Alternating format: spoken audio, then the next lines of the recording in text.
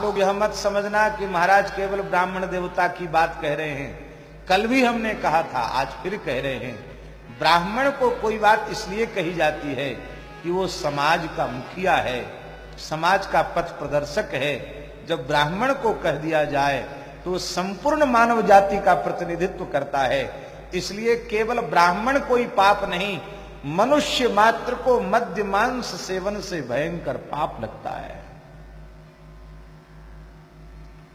एक बात अन्यथा न माने, ठाकुर समाज के जो लोग होते हैं, क्षत्रिय, उनमें एक भ्रांति है, पता नहीं कहां से ये भ्रांति पैदा हुई। उनमें एक भ्रांति है, अरे हम तो ठाकुर हैं, ये खाना पीना तो हमारा धर्म है।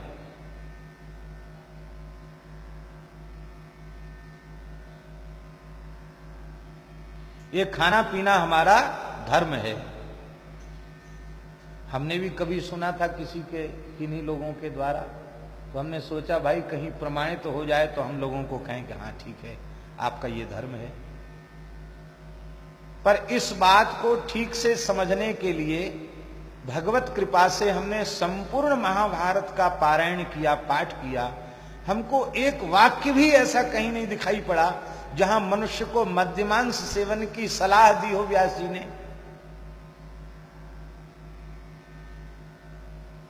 भीष्म पितामह और युधिष्ठिर के संवाद में क्षत्रियों के लिए अति वर्जित बताया है मद्यमांस, और पितामह भीष्म कह रहे हैं क्षत्रियों के शिरोमणि, उनसे बड़ा क्षत्रिय कौन होगा, जिन्होंने परशुराम जी के भी छक्के छुड़ा दिए। ऐसे श्री पितामह भीष्म वे कह रहे हैं, धर्मराज युधिष्ठिर, मांस भक्षण सबसे भयंकर पाप है, मद्यपान करना सबसे भयंकर पाप है। युधिष्ठिर, मांस शब्द का अर्थ समझने वाला कभी मांस भक्षण नहीं करेगा।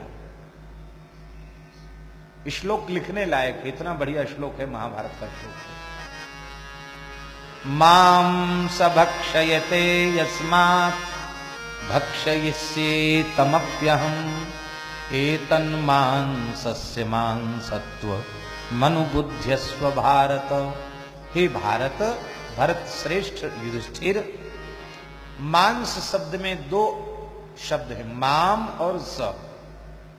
अब देखो, सामान्य संस्कृत पढ़ने वाले लोग भी जानते हैं ना, माम माने मुझे, और स माने वह।